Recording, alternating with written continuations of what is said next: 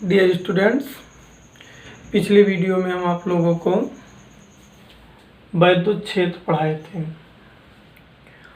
और आज फिर अब हम लोग उसके आगे पढ़ेंगे। उसके आगे का टॉपिक है कि किसी बिंदु आवेश के कारण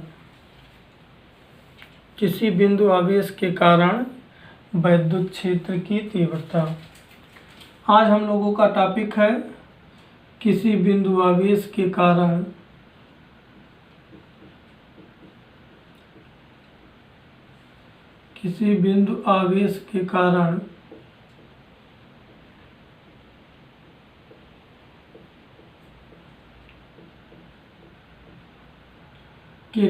वैद्युत क्षेत्र की तीव्रता।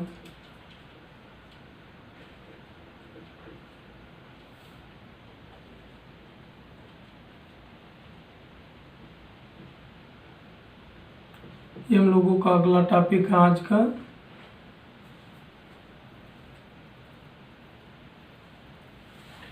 टॉपिक है किसी बिंदु आवेश के कारण वैद्युत क्षेत्र की तीव्रता। अब हम लोग पिछले लेक्चर को ध्यान से देखेंगे।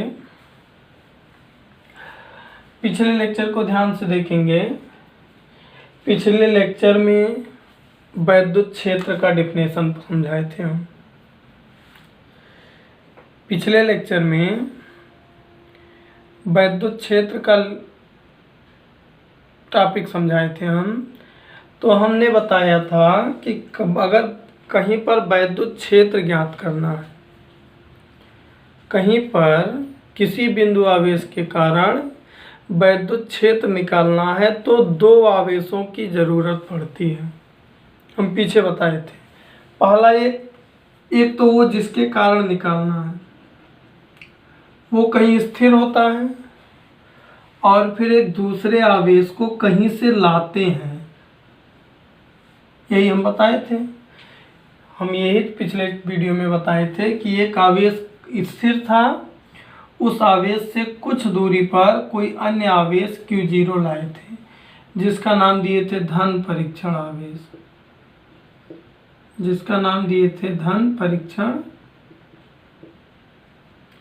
तो यहाँ पर ध्यान दो, हम क्या कह रहे हैं कि अगर हमको वैद्युत क्षेत्र निकालना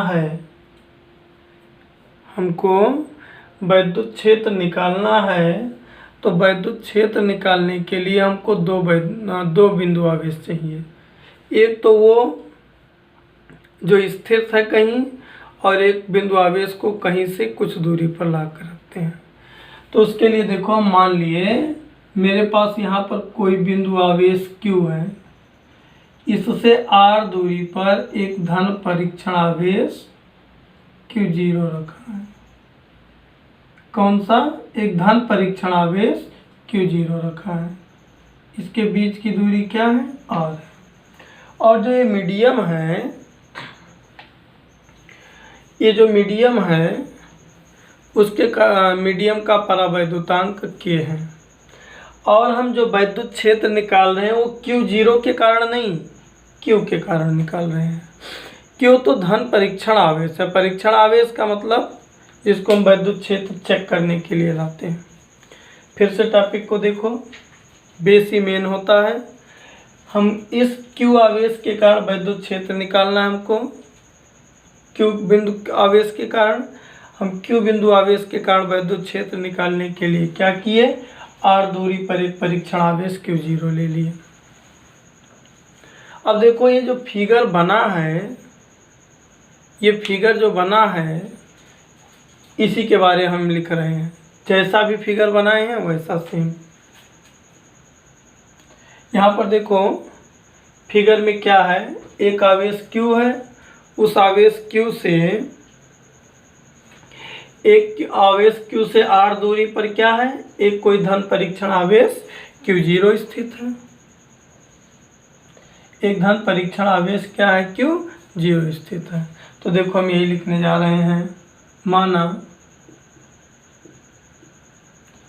Q कूलाम आवेश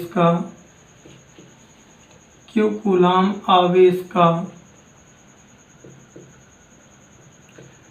कोई धन परीक्षण आवेश कोई धन परीक्षण आवेश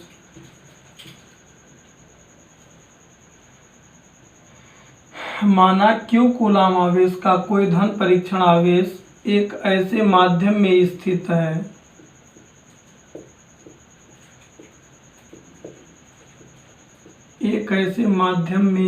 है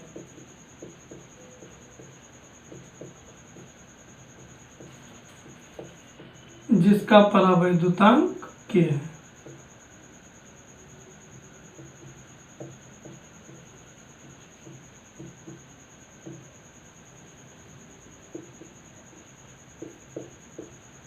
यही तो हम बताए थे कि कोई धन परीक्षण आवेश एक ऐसे माध्यम में स्थित है जिसका परावैद्युतांक, इससे r दूरी पर क्या है, देखो Q आवेश से r दूरी पर क्या है, r दूरी पर एक कोई धन परीक्षण आवेश क्या है, Q0 स्थित है। इस बिंदु आवेश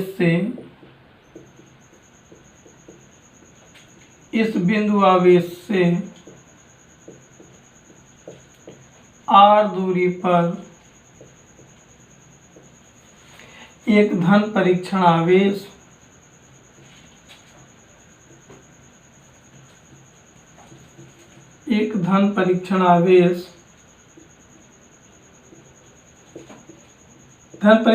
कितना है, Q0 स्थित है। तो अब आगे मुझको समझाओ फिर से। अब आगे का काम हम पहले समझा लेंगे तब फिर हम करेंगे।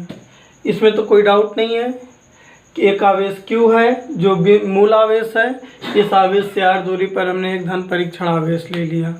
तो अब आगे देखो, इन दोनों आवेशों के बीच वैद्युत बल लगेगा कि नहीं लगेगा। ये Q आवेश और Q0 आवेश जो एक दूसरे से r दूरी पर स्थित हैं, इनके बीच में वैद्युत बल लगेगा कि नहीं लगेगा, लगेगा। क्यों लगेगा, क्योंकि इसके पहले हमने कूलाम का नियम पढ़ा है। कूलाम का नियम है यदि दो बिंदु आवेश एक दूसरे से कुछ दूरी पर रखे हैं तो उनके बीच वैद्युत बल कार्य करता है। वह वैद्युत बल U = 1/4 pi F sin L0 K Q1 Q2 by r² होता है। तो यहाँ पर देखो वैद्युत बल क्या होता है, F = 1/4 pi F sin L0 K Q1 Q2 by r²। तो यहाँ पर भी वो बल लगेगा। F = क्या, 1/4 पाई F sin L0 K क्या लगेगा, F = 1/4 पाई F sin L0 K Q1 की जगह पर क्या है, Q है, Q2 की जगह पर क्या है, Q0 बाई क्या, r²। इक्वेशन नंबर ये किसके नियम से लगा है, कूलाम के नियम से। तो यही चीज़ इसके ऊपर लिख दे रहे हैं।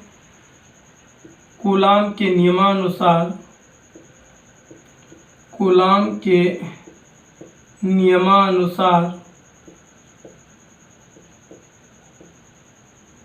इनके बीच लगने वाला वैद्युत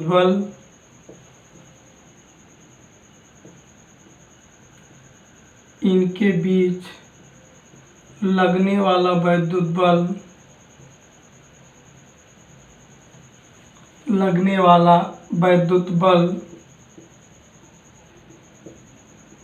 क्या होगा, F = 1/4 pi F sin L0 K Q0 by. लेकिन अब देखो हम लोगों का काम क्या है, हम लोग स्टार्ट किए हैं क्या काम।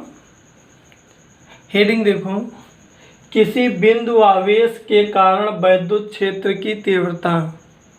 हम लोगों का टॉपिक ये नहीं है, हम लोगों का टॉपिक वैद्युत क्षेत्र की तीव्रता निकालना है। वैद्युत क्षेत्र की तीव्रता क्या होता है, फार्मूला अभी पिछले लेक्चर में पढ़े हो, होता है E = F/Q0। हमने ये काम इसलिए किया ताकि F का मान पा जाएं और इसी में उठा के रख दें। देखो यहाँ F का मान निकाल दिए। अब आगे हम वैद्युत क्षेत्र की तीव्रता का फार्मूला लगा देंगे। वैद्युत क्षेत्र की तीव्रता की परिभाषा के सूत्र से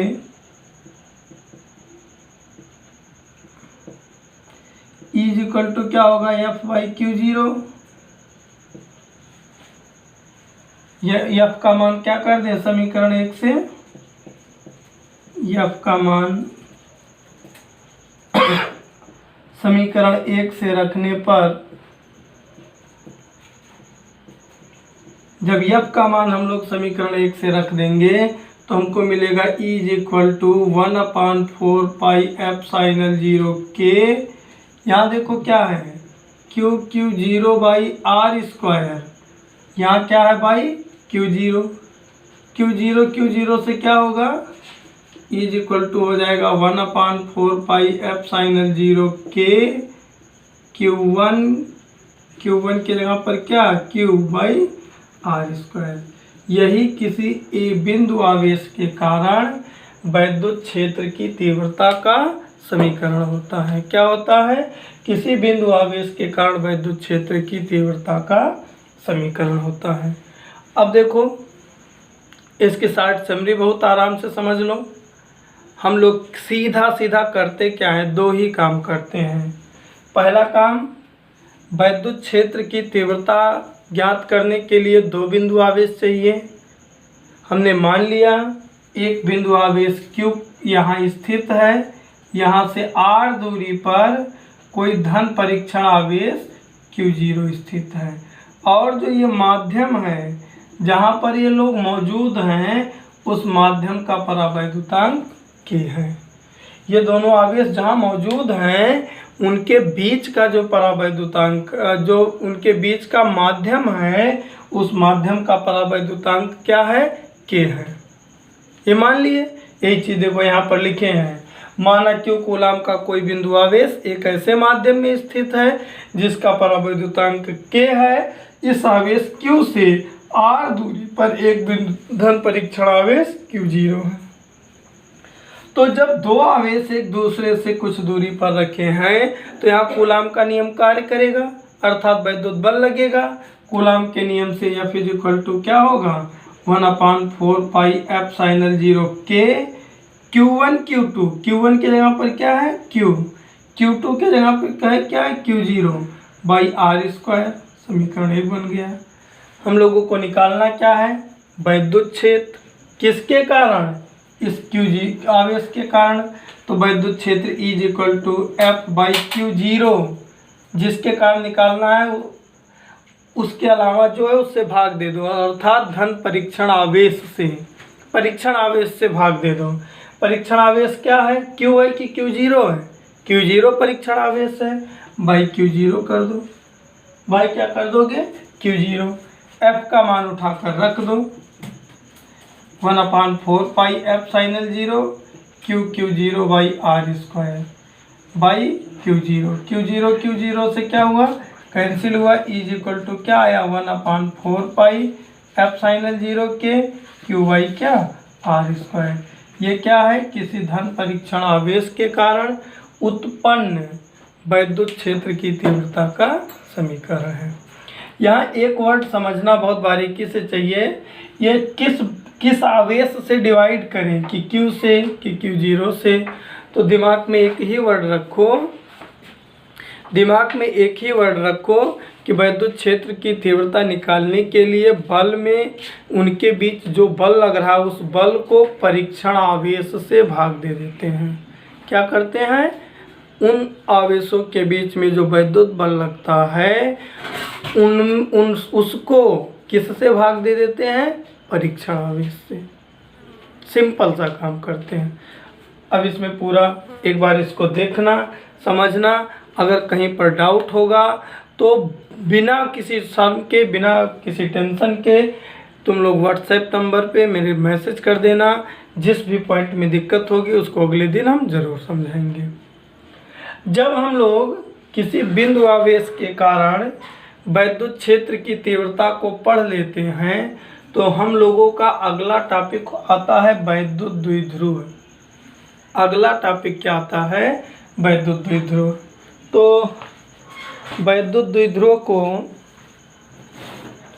हम लोग वैद्युत द्विध्रुव को समझने के लिए थोड़ा सा केमिस्ट्री में जाके एग्जाम्पल लेते हैं। केमिस्ट्री में जाकर एग्जाम्पल इसलिए लेते हैं क्योंकि तुम लोग केमिस्ट्री में पढ़े हो HCl डाइपोल बनाता है, वैद्युत द्विध्रुव बनाता है, H2O डाइपोल बनाता है, वैद्युत द्विध्रुव बनाता है। केमिस्ट्री में फर्स्ट ईयर में ही पढ़े हो, इसका मात्रक DBE होता है। केमिस्ट्री में तुम लोग पढ़े हो, केमिस्ट्री में तुम लोग पढ़े क्या हो, HCl डाइपोल बनाता है, H2O डाइपोल बनाता है, ऐसे तमाम चीज़ें पढ़े हो। उसी डाइपोल की बात कर रहे हैं, कोई अलग डाइपोल नहीं। जो तुम लोग फर्स्ट ईयर के केमिस्ट्री में डाइपोल पढ़े हो वही डाइपोल। छोटा सा डेफिनेशन है इसका। हम लोग पढ़ने चल रहे हैं वैद्युत द्विध्रुव। आज का अगला टॉपिक हम लोगों का है वैद्युत द्विध्रुव।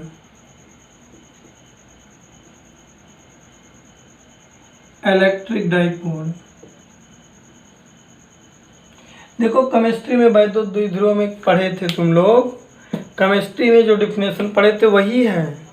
केमिस्ट्री में पढ़े हो जब दो बराबर किंतु विपरीत आवेश एक दूसरे से अल्प दूरी पर स्थित हों। कितनी दूरी पर? अल्प दूरी पर। अल्प दूरी यहाँ पर देखो हम क्या कह रहे हैं, दो बराबर किंतु विपरीत, दो बराबर किंतु विपरीत, किंतु बराबर किंतु विपरीत आवेश का मतलब, इसका मतलब पहले समझ लो। जब हम जो डिफिनेशन में दे रहे हैं दो बराबर किंतु विपरीत, दो बराबर का मतलब अगर एक आवेश Q हो तो दूसरा भी Q हो, एक 2Q हो तो दूसरा भी 2Q हो, एक 3Q हो तो दूसरा भी 3Q हो। किंतु विपरीत का मतलब एक प्लस हो दूसरा माइनस हो, एक प्लस हो दूसरा माइनस हो, एक प्लस हो और दूसरा माइनस हो। बराबर किंतु विपरीत में किसी को डाउट नहीं। बराबर का मतलब दोनों सेम चार्ज हों परिणाम में, विपरीत का मतलब एक पॉजिटिव और दूसरा निगेटिव। जब दो बराबर किंतु विपरीत आवेश एक दूसरे से अल्प दूरी पर स्थित होते हैं तो वे एक डाइपोल का निर्माण करते हैं। अल्प दूरी का मतलब बहुत नज़दीक। क्या? दो बराबर किंतु विपरीत आवेश, मतलब जैसे यहाँ पर एक Q प्लस Q आवेश रख दें तो यहाँ पर दूसरा माइनस Q। ये दोनों अगर बहुत अल्प दूरी पर स्थित हैं तो ये दोनों आवेश मिलकर एक वैद्युत द्विध्रुव का निर्माण करते हैं। क्या करते हैं? ये दोनों आवेश आपस में मिलकर एक वैद्युत द्विध्रुव का निर्माण करते हैं। इसी का हम डिफिनेशन लिखते हैं, दो बराबर किंतु विपरीत आवेश एक दूसरे से यदि अल्प दूरी पर स्थित हों तो वे एक वैद्युत द्विध्रुव का निर्माण करते हैं। क्या? दो बराबर किंतु विपरीत आवेश। तुम लोग केमिस्ट्री में देखो यहाँ एक और समस्या है। केमिस्ट्री में इसके बीच की दूरी स्मॉल d तुम लोग माने थे। हम सब क्लियर कर देना चाहते हैं ताकि अगर इसको केमिस्ट्री की बुक का नोट से पढ़ो तो कन्फ्यूजन ना हो। केमिस्ट्री की बुक में तुम लोग इस मतलब नोट में d दूरी माने हो। तो अब देखो, लेकिन हम भी यही काम कर रहे हैं, लेकिन कर कैसे रहे यहाँ पर ज़रा ध्यान दो। वास्तव में डाइपोल का निर्माण होता कैसे है देखो। मान लो यहाँ ये कोई बिंदु O है, यदि O से R 2 मीटर दूरी पर, एग्जाम्पल है एक, 2 मीटर दूरी पर एक आवेश Q यहाँ स्थित है, तो इसी बिंदु O से 2 मीटर की दूरी पर यहाँ पर माइनस Q आवेश होगा, तब ये दोनों एक डाइपोल का निर्माण करेंगे। अगर इस बिंदु से 1 सेंटीमीटर नीचे प्लस Q कूलम आवेश है तो इस बिंदु O से 1 सेंटीमीटर ऊपर यहाँ पर कोई माइनस Q कूलम का आवेश होगा, तब एक के डाइपोल का निर्माण करेंगे। क्या कहे, किसी बिंदु O से अगर इधर एक -q कूलम आवेश स्थित है, अगर ये दूरी 2 मीटर है तो इतनी ही दूरी पर बाईं ओर जब एक +q कूलम आवेश आएगा तब ये दोनों मिलकर एक डाइपोल का निर्माण करेंगे। अब इस मैथमेटिक्स के एग्जाम्पल से टोटल दूरी क्या हो गई, 2 + 2 हो गई। लेकिन अगर ये दूरी x होती और ये दूरी x होती तो हम टोटल दूरी क्या लिखते हैं, 2x। अगर ये दूरी हम L मान लें, ये दूरी L मान लें तो कुल दूरी क्या होगी, 2L होगी। हम जो यहाँ पर काम करेंगे इसी तरीके से करेंगे। कोई डाउट? हमने पहले आप लोगों को बताया डाइपोल कैसे बनता है एक छोटे से एग्जाम्पल के साथ। किसी बिंदु O से जितनी दूरी पर पॉजिटिव चार्ज होगा उतनी ही दूरी पर दूसरी ओर निगेटिव चार्ज होगा।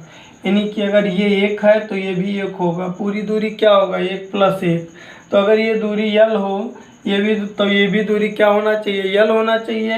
यानी ये दूरी अगर L है तो इसको भी L होना चाहिए। यानी पूरी दूरी क्या हो गई, 2L हो गई। अब देखो इसके आधार पर एक और सिंपल सा डेफिनेशन बनता है। जब दो बराबर किंतु विपरीत आवेश एक दूसरे से 2L दूरी पर स्थित होते हैं तो वे एक वैद्युत द्विध्रुव का निर्माण करते हैं। या दूसरे लैंग्वेज में कहें तो ऐसा कह सकते हैं कि वैद्युत द्विध्रुव एक ऐसा निकाय है जिसमें दो बराबर किंतु विपरीत आवेश एक दूसरे से अल्प दूरी पर स्थित होते हैं। या ये भी कह दें दो बराबर किंतु विपरीत आवेश एक दूसरे से 2L दूरी पर स्थित होते हैं। दोनों सही है। अब देखो इसका डेफिनेशन हम क्या लिख रहे हैं, यहाँ पर ध्यान से देखना और समझने का प्रयास करना। वैद्युत द्विध्रुव एक ऐसा निकाय है, वैद्युत द्विध्रुव एक ऐसा निकाय है, एक ऐसा निकाय है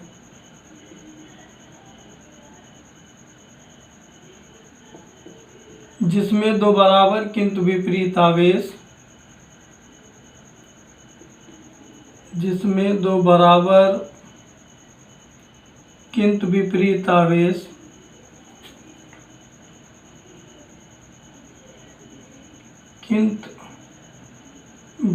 आवेश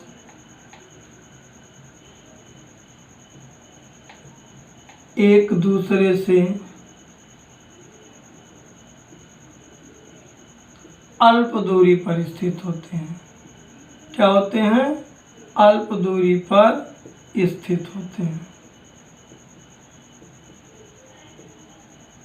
एक और डिफिनेशन दे सकते हो कि 2L दूरी पर स्थित होते हैं। वो भी डिफिनेशन हम लिख दे रहे हैं, दोनों समझने का प्रयास करो और करके वो भी डिफिनेशन लिख दे रहे हैं। वैद्युत द्विध्रुव एक ऐसी युक्ति है, वैद्युत द्विध्रुव एक ऐसी युक्ति है, या युक्ति नहीं कह सकते हैं, एक ऐसा निकाय है, युक्ति गलत है बोलना, सॉरी, एक ऐसा निकाय है, एक ऐसा निकाय है जिसमें दो बराबर किंतु विपरीत आवेश, जिसमें दो बराबर किंतु विपरीत आवेश, किंतु विपरीत आवेश एक दूसरे से 2L दूरी पर स्थित होते हैं, 2L दूरी पर स्थित होते हैं।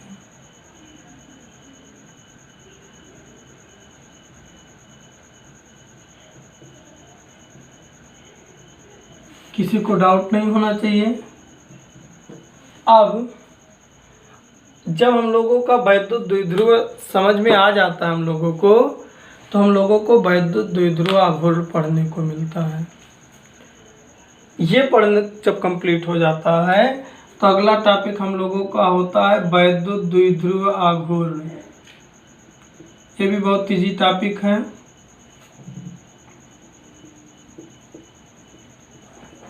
इसको भी जल्दी से हम लोग समझ लें।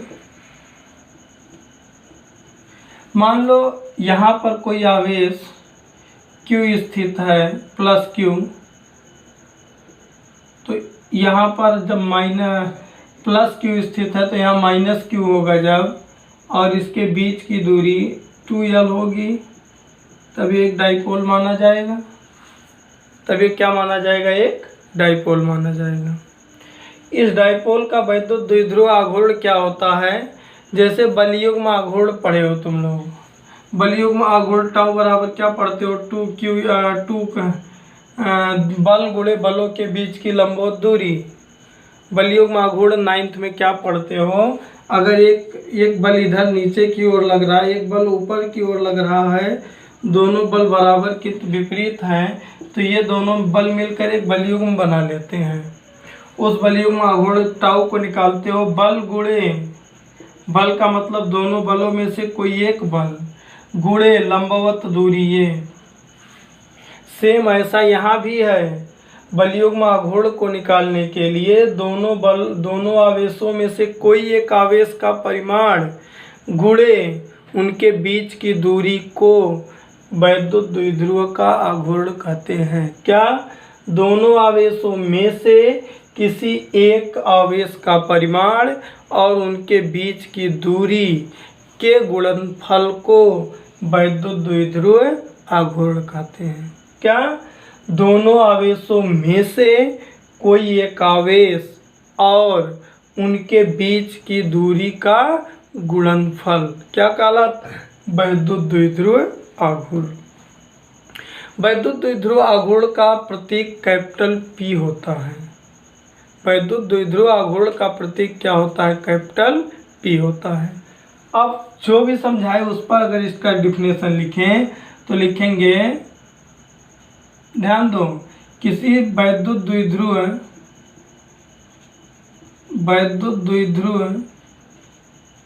ये सब छोटे छोटे डिफिनेशन है। वैद्युत द्विध्रुव का वैद्युत द्विध्रुव आघूर्ण, वैद्युत द्विध्रुव आघूर्ण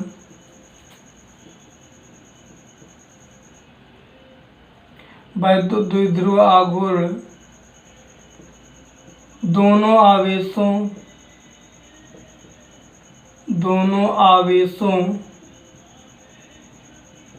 में से किसी एक आवेश का परिमाण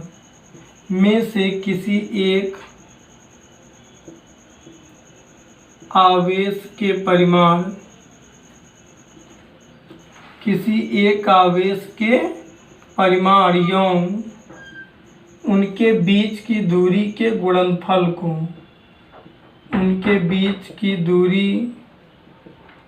गुणनफल को, किसको? गुणनफल को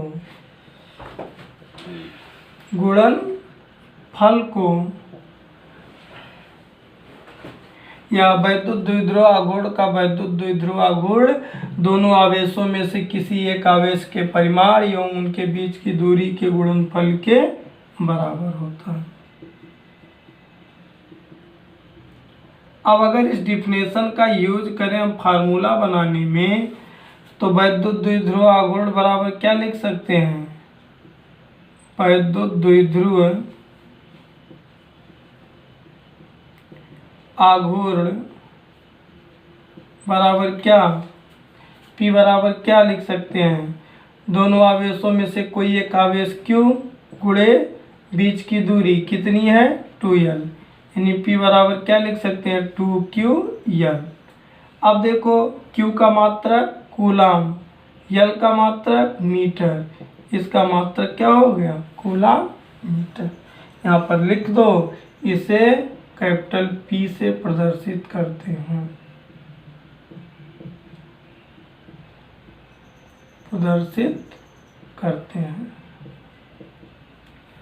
कोई डाउट? वैद्युत द्विध्रुव आघूर्ण का डिफिनेशन क्या लिखे? दोनों आवेशों में से किसी एक आवेश और उनके बीच की दूरी का गुणनफल। अब देखो, अब तक तुम लोग 3 टॉपिक पढ़ के क्लियर किए। एक क्या? किसी बिंदु आवेश के कारण वैद्युत क्षेत्र की तीव्रता जो आया इज इक्वल टू 1/4πε0 Q/r²। दूसरा टॉपिक पढ़े वैद्युत द्विध्रुव। वैद्युत द्विध्रुव है क्या? एक ऐसा निकाय है जिसमें दो बराबर किंतु विपरीत आवेश एक दूसरे से 2l दूरी पर या अल्प दूरी पर रखे थे। अगला क्या पढ़े? वैद्युत द्विध्रुव आघूर्ण। वैद्युत द्विध्रुव आघूर्ण क्या होता है? किसी वैद्युत द्विध्रुव के दोनों आवेशों में से किसी एक आवेश का परिमाण और उनके बीच की दूरी का गुणनफल। अब अगला टॉपिक हम लोगों का है, अब जो कल हम बताएंगे, किसी वैद्युत द्विध्रुव के कारण, अगला टॉपिक हम लोगों का है किसी वैद्युत द्विध्रुव के कारण वैद्युत क्षेत्र की तीव्रता। क्या? वैद्युत क्षेत्र की तीव्रता। अगला टॉपिक हम लोगों का है किसी बिंदु आवेश वैद्युत द्विध्रुव के कारण वैद्युत द्विध्रुव के कारण वैद्युत द्विध्रुव के कारण वैद्युत क्षेत्र की तीव्रता।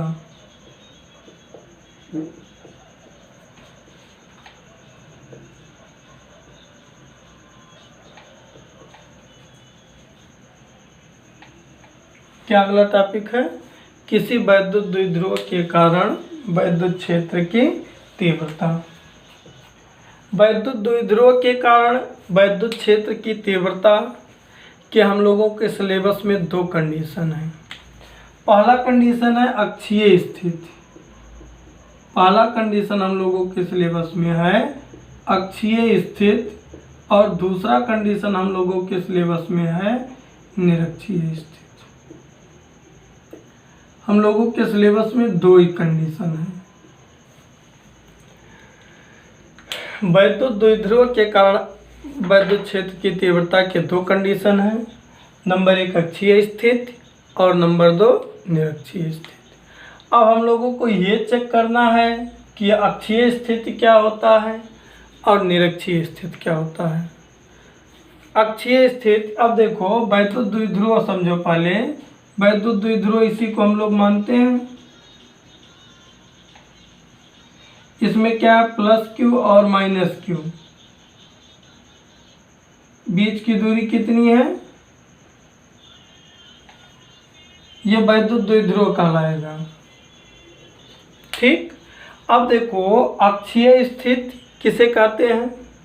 अगर हमको वैद्युत क्षेत्र की तीव्रता इस द्विध्रुव के अक्ष पर ही निकालना हो, ये जो डॉट डॉट लाइन दी है, अगर इस अक्ष पर ही निकालना हो, इस बिंदु पर, इस पर कहीं भी बिंदु, इस लाइन पर कहीं भी बिंदु लेकर अगर हमको वैद्युत क्षेत्र की तीव्रता निकालनी है तो ये पोजीशन अक्षीय स्थिति कहलाता है। अगर हमको इसके अक्ष पर, ये लाइन जो देखो खींचे हैं, अगर हमको इसके अक्ष पर निकालना है तो ये पोजीशन अक्षीय स्थिति कहलाता है। क्या कहलाता है? अक्षीय स्थिति। लेकिन अगर हम लोग इसके केंद्र के लंबवत ऊपर की ओर बिंदु लें, लंबवत ऊपर की ओर, और केंद्र के लंबवत नीचे की ओर अगर हम बिंदु लें तो ये पॉइंट निरक्षीय स्थिति कहलाता है। और इसके अलावा अगर हम और भी कोई बिंदु लेते हैं तो वो अन्य बिंदु कहलाता है। जैसे यहाँ पर कहीं कोई बिंदु ले लें, यहाँ पर कहीं ले लें, इधर कहीं ले लें, इधर कहीं ले लें, तो उसको हम अन्य बिंदु कहते हैं। लेकिन अगर अक्ष पर इस पर ले रहे हैं तो इसको अक्षीय स्थिति कहते हैं। और अगर इस वैद्युत द्विध्रुव के केंद्र के लंबवत ऊपर की ओर या लंबवत नीचे की ओर बिंदु लेते हैं तो वह निरक्षीय स्थिति कहलाता है। वैद्युत द्विध्रुव के ये दो कंडीशन होते हैं। वैद्युत क्षेत्र की तीव्रता निकालने की ये दो कंडीशन होते हैं, एक अक्षीय स्थिति और दूसरा निरक्षीय स्थिति। अब हम कल आप लोगों को इसी अक्षीय स्थिति में वैद्युत क्षेत्र की तीव्रता को पढ़ाएंगे। आज जो भी पढ़ाए हैं इसका शॉर्ट नोट आप लोग बना लीजिए और पढ़ने का प्रयास कीजिए, और जो भी समस्या हो उसको नेक्स्ट लेक्चर से पहले ज़रूर पूछिए। धन्यवाद।